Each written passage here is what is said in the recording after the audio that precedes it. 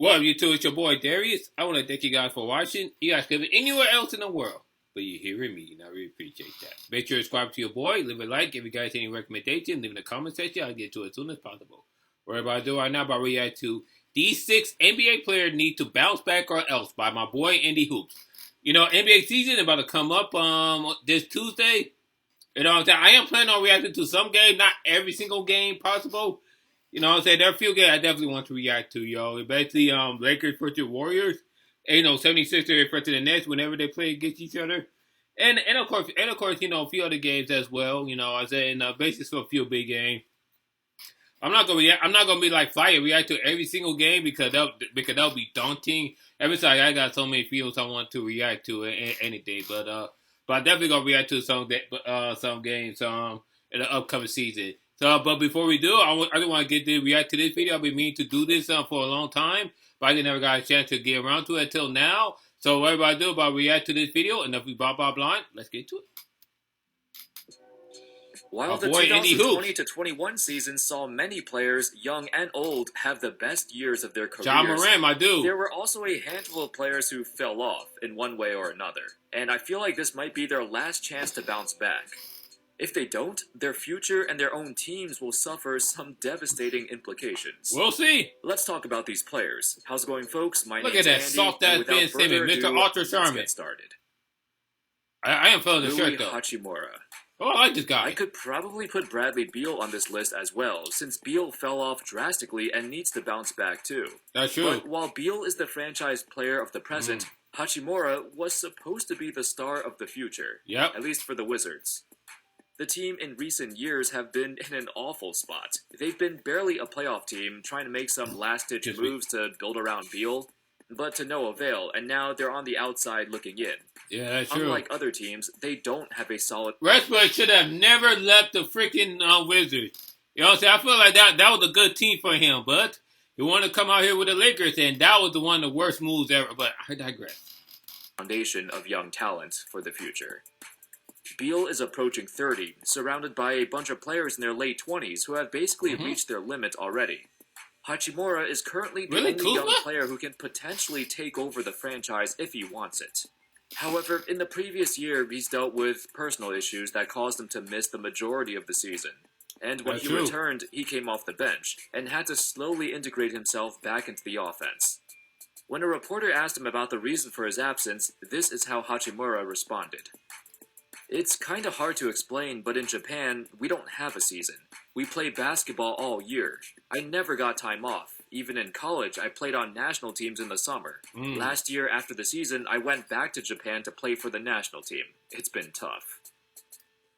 Now going into his 4th season, Hachimura has a lot to prove. It's a contract I hope he does. I hope he proves us wrong. For his first major payday, and the Wizards will gauge whether or not he's worth keeping for the long haul. I hope he proves everyone wrong. When he first entered the NBA, he generated a lot of hype. He did. People looked at him and saw a playstyle reminiscent of Carmelo Anthony. Heck, even his defense reminded us of Melo as well. Hachimura was statistically the worst defender in the NBA in his rookie season.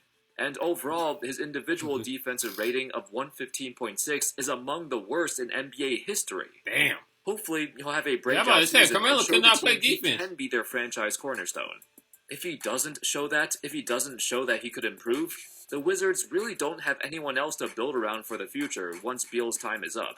It's a crucial time for Rudy to succeed. That's why, if I was the Wizards, I probably would have tanked. Like not tank all the way, but at least tank to be like a lottery team. That's probably what I would have done. I think that would be the best for right now, because even if I might do Ryu, even if he does improve, and I believe he will, you know what I'm saying? I want to think about the future, because like I say, Bill is like, he approaching 30, and he doesn't have much time left in his belt. So, but we'll see. Julius Randle. I actually like Julius Randle, but he played horrible last year, yo. You know what I'm saying? I was actually rooting for the Knicks, to actually at least have a good season. Will they finally have a good season? We'll see. Randle had a fantastic season and led the Knicks to the playoffs. That was in the 2020-21 season, which seems like an eternity ago. Yes, it but was. It truly looked like Randle finally figured it out. Yes, he did. He spent years in LA struggling to find his place in the league. But that season in New York, everything came together. Yep. He became an all-star for the first time of his career, and averaged career hies across the board. And Flight dissed him too. And assists. Flight dissed everyone that's not his boyfriend Curry. To the playoffs with a respectable winning record. Fans actually felt like this was Randle's breakout season, and this was the start of something special, of something new. Sadly, it wasn't the case. Instead, it was more like a one-season wonder.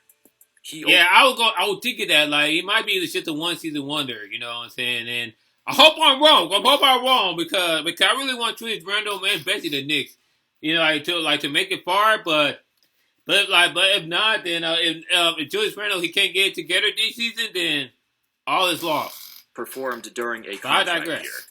Over that summer of 2021, he signed a 4-year, $117 million extension. So he got that money, and now he had to work hard. His game regressed. I wish I would make $117 million. Man, I actually was just watching something on Netflix about money. It was actually a pretty good documentary. I highly recommend it. You know what I'm saying? And I was thinking to myself, if I had that kind of money, what would I do with it? You know what I'm saying? I probably would have helped out the community, definitely. Help out the homeless and everything. And bet you help out, you know, people with autism and things like that. Help my folks pay some student loans. You know what I'm saying? If I had that money now, I can actually help my nephew get into college. You know, not get into college, but help pay for college, no matter where you go. And you know, help build my mom like a new church. You know what I'm saying? My mom is highly religious, so you know what? Why not? But I digress. Return I don't have that money, so Julius Randle we've always known him for. Inconsistent, bad shot selection, careless with the ball. In terms of efficiency, it was his worst season since his sophomore year. He's struggling too. Now, granted, that buck seat is dope, but still. If he does not bounce back, he'll Chris definitely Middleton. be on the trade block. It could be. Okay, I hope I prove it wrong. I hope Julius Randle have a great season this season. Somewhat high expectations this year after signing Jalen Brunson to a ludicrous I do like contract. Jalen Brunson. He dope. And with expecting their young guys to make a leap, it's a make-or-break season for the entire team. If they don't make the playoffs, and if their young talent continues to stagnate, the Knicks are in for a bleak future. But I guess they're used to it. Yeah, they are. Simmons. Mr. Ultra Charmin himself. Mr. Ultra, one of the softest guy ever. This guy, man, it's like I say, this dude is so soft. You know what I'm saying? I'm glad he's playing now with the Nets and doing all the preseason. But the way he handled things, it's just one of the softest of all time. And of course, people could say, well, he did have a back problem and everything. And of course, I'll give him lenient to that. You know what I'm saying? But you want to say he had mental problems, you know what I'm saying? It's possible that he did. But a lot of people, including myself, you know what I'm saying? I definitely have mental problems, and I go to work every single day, dealing with BS and everything. You know what I'm saying? You think I want to deal with BS? You're making $30 million a year. You're making $30 million a year. You want to trade places? I will be happy. You know what I'm saying? If I'm making $30 million a year, aside or not, I'm out there guarding Steph Curry. Granted, I'll probably get crossed over, and I'll probably be flopping all over the place like as if I'm LeBron James. But at least I'll try. You know what I'm saying? You're making $30 million a year. And the thing, but what pissed me off the most is that he's still making excuses. You get what I'm saying? It's like, well, Giannis, you're not a great shooter either. Granted, that may be true, but at least Giannis, he went out there and tried. You don't score 50 points in the NBA Finals, you know what I'm saying, if you're not a great player. Ben Simmons had that potential to be a great player. That's what frustrates me. Because he had that mad potential. We've seen it. Shaquille O'Neal see it. Magic Johnson see it. Even Kobe Bryant see it. Kobe Bryant offer you to train with you. But instead, they was like, no, I train with my brother. If I was his brother, I was like, motherfucker, train with Kobe. Kobe what? Kobe in top 10, in my personal opinion, he's top 5. But he's in a lot of people's top 10 lists. You know what I'm saying? I'm not a big fan of Tim Duncan at all. You know, I've never been a big fan of Tim Duncan. If Tim Duncan offered me to train with him, I'll go out and train with Tim Duncan. He don't win 5 championships for nothing. But I digress. Let me just shut up. I talk too much. Let's get straight to the video. I don't think there's anyone in the league with a bigger chip on their shoulder than Ben Simmons. You better prove us all wrong, you soft ass. But everything he did was carefully observed under a microscope. Yep. From the funky outfits to his off-court drama, he even admitted to the Nets front office he had a mental block for the entire season. And all the negative headlines were really affecting his mental. A lot of people, there are people in the NBA who have mental problems. Kevin Love is one of them. Even DeMar DeRozan, it had mental problems. He suffered from anxiety and all that. And I'm not trying to take mental problems lightly, but I'm just saying there are a lot of people who suffer from mental problems, and they go out there and do their job. The problem with Ben Simmons is not his mental problem, it's the fact that he's a title, he's soft, and he's just like, he want people to pamper him. He want people to baby him and everything. You know what I'm saying? And I'm not saying Ben Simmons is not great, but he's an excellent defender. He's a credible playmaker. He all that. Only he had to do was to develop a jump shot. Or if not, at least work on your damn free throws. Magic Johnson wasn't always the best free throw shooter. In 1984, he could have won some of the game, but he missed some of the key free pointers, three free throws. So you gotta get what I'm saying. But what he did the following season, 1985, he came back harder than ever, and he won a championship in 1985. He won two more in 87 and 88. What? Like I said, I don't want to go hard. I've been going hard. Simmons also claims that the stress triggered his back problems that caused him to sit out the playoffs too, even though reportedly he was supposed to return. Yeah, supposed to return. We just saw that. ESPN summed it up nicely. Quote, people involved here are exasperated by this saga, because that is what it is. It is! I got the feeling that it was like waving a white flag. I know that this might have the appearance of Ben Simmons saying, I don't want to play, we're down 3-0. But he woke up yesterday with his back hurting. That is what I've been told, and it's just as simple as that. For his entire career, Simmons has been a polarizing figure. The butt of many jokes and many critics. Look at that. That one play screwed up your entire season. That one play. I think a lot of people would have forgave you for that play because, it happened. Things happen. Things happen. Paul George, who one of my favorite players, had a bad series during the bubble. It came out harder than ever the next season. Even the following season after that, without majority of the time with injury, he came back and tried to get his team to the playoff. Granted, they lost in the play-in, but still, at least he tried. Ben Simmons, that could have been you. That could have been you. Potential he still hasn't reached. That's why people are hard on him, because it seems like he's wasting away his skills. Or not putting the effort. You're wasting away your skills, your potential, and everything. Like I said, you have mad potential to be one of the greats. People would not be this hard on you if you were just a simple G League player. You get what I'm saying? You have potential to be one of the greats. But instead, you didn't want to take your ball and go home instead of communicating with your team. To improve.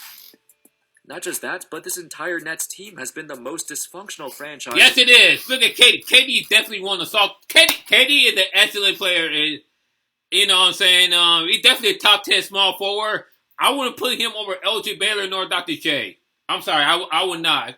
Because at least LJ player and Dr. J, Dr. J, they work their ass off and they play, just as consistently as possible. And Kevin Durant, he's a great player, but the way he did things in the offseason, Becky, going to a 73-19, that just put a bad look on his face on him. That's why a lot of people they prefer LJ Baylor, even though LJ Baylor never won a championship.